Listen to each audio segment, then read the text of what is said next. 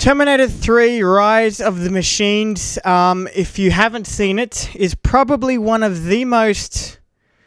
probably one of the more ridiculous ones. I wouldn't say it's the worst Terminator movie, but in this video, I am continuing my playlist of Terminator reviews leading up to the newest film. Anyway, let's watch this. I don't hate this movie, but let's just say it's not one of my favorites.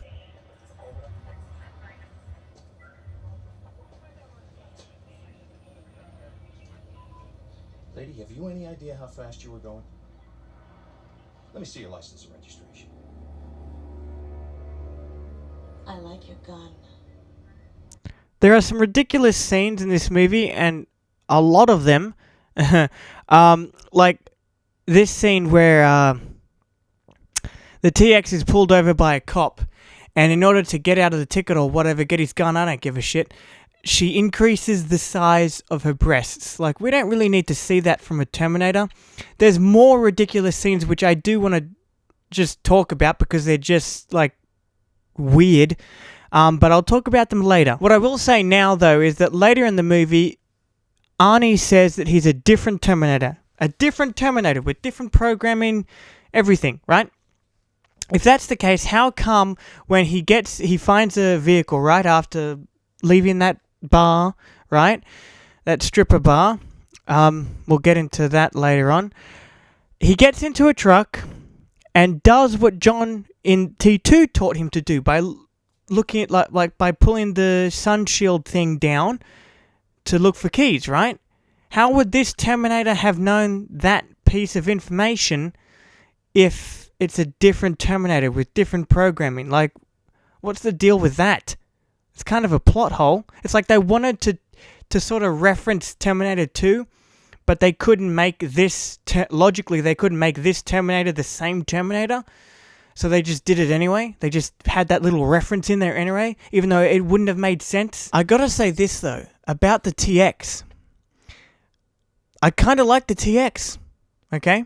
I don't care whether it's a chick or a guy, doesn't really matter. I don't really get into that shit. But I kind of like the TX because it's kind of like a combination of the T800 and the T1000, and it's a combination of both. So where the T800 couldn't do certain things, the T1000 could, but where the T1000 couldn't like form weapons or like guns or whatever, the T800 could, I guess. So I guess in that way, you combine them both. The TX can do way more than either of the previous two Terminators could. I kind of like it. I just wish it were in a better movie. Alright, I guess I'll get to the ridiculous stuff now. I have a big enough list of 4 things. This is just to say that, like, this really, like, what I'm about to talk about, the list that I'm about to go through, it's just to make the point that this movie gets really ridiculous sometimes, especially with one shot. I think that will make the 5th one. Anyway, the bigger boob scene, I talked about that, referenced that. The whole bar scene where Arnie's going to get new clothes or whatever, and it's this gay, or this stripper bar or whatever, ladies' night, ooh, and he puts on like some like gay glasses or whatever, and the gay guy's like, talk to the hand, bitch. It's like, what are we watching right now? This isn't Terminator. There's also the licking blood thing that the TX keeps doing. Like, it did like 2 or 3 times throughout the movie. It's like, ew. The whole TX controlling the cars thing, like they're driving themselves, that just looks ridiculous to me, but that's just a nitpick. The other thing that is actually genuinely stupid is that later in the movie, it's so in my brain, I just can't get it out.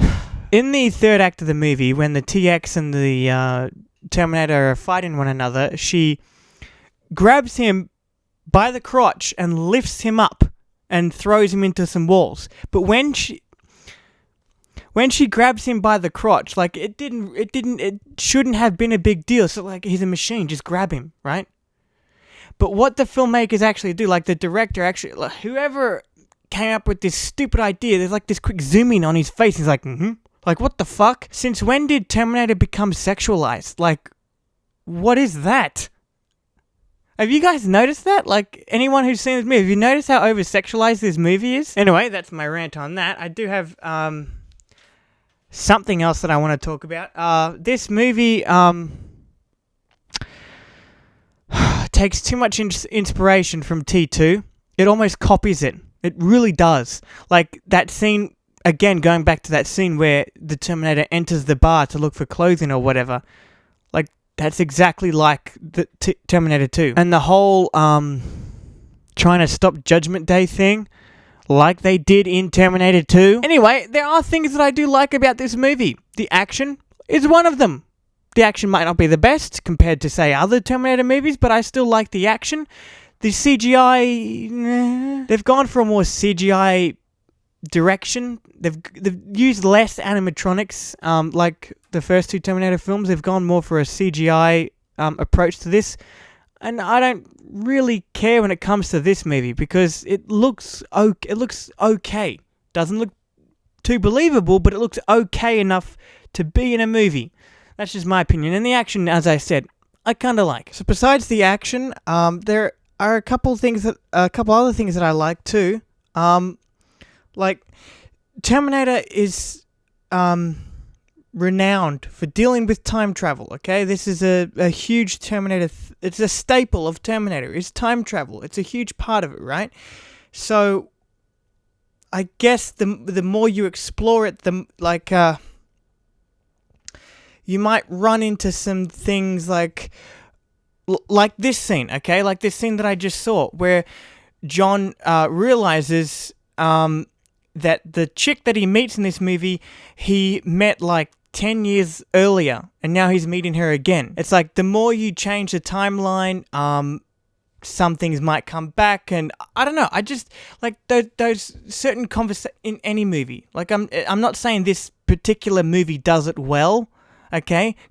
Because this movie doesn't do it well, but I like it anyway because I just like that topic of conversation. I just like talking about like time travel or time itself and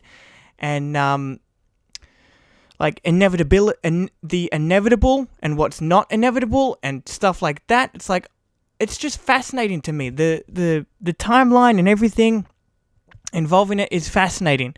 And that scene where he's like, wait, we were meant to meet. We were meant to be together or whatever. And other parts where they're talking about like the future and its possibilities, like John getting killed by the Terminator. Yeah, I kind of like that shit. I kind of like it when Terminator goes on the topic of time because it's just fascinating to me anyway. I will say this though, the guy that plays that plays John Connor in this is not John Connor. Also in that scene that I was just talking about, in that scene, he was saying, imagine if you knew that you were going to do something important, but in order for that to happen, something tragic had to occur before that, right?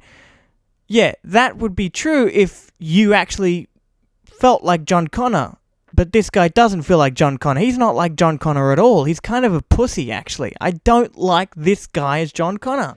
You don't have to do this. You don't want to do this. Desire is irrelevant. I am a machine. I like that. Because it reminds you that as human as he was in 2, he's just a machine. I like that. Even as bad as this movie is, I like that it reminds you that he's just a fucking machine. He's going to do whatever he's programmed to, regardless of emotion or desire. I also like this whole Skynet rising up thing. I mean, the whole Rise of the Machine subtitle for the movie sucks. But I like how, because it kind of plays into the whole time travel and the inevitability of things, the whole rising of Skynet and seeing that the virus that they're trying to combat is actually Skynet. They just don't know it, and they're just doing what they think is right? And it kind of reminds me of like, for example, I watched Chernobyl earlier this year, that HBO miniseries, and using that as an example, they were just going about their work, doing what they thought they were supposed to do, and then shit hits the fan and they just go, oh, that's what we did wrong. This kind of reminds me of that. It's like they're just doing what they think is the right thing to do, right? And they're not even realizing it. And it's kind of spooky, really. The whole, okay, so the time travel, that's fiction, but the whole an AI taking over the world and rising up against humans, the more we advance in technology today, the more that seems likely. It was software in cyberspace. There was no system core.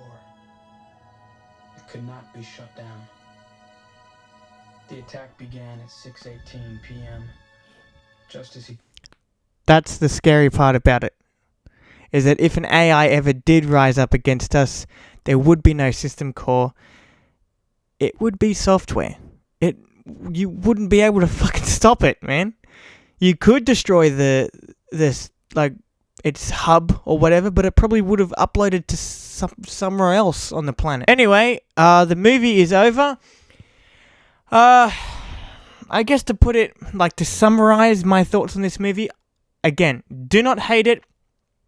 I don't love it though. I guess if I wanted to watch it just to watch some sort of mindless action movie, yeah, I'd watch it.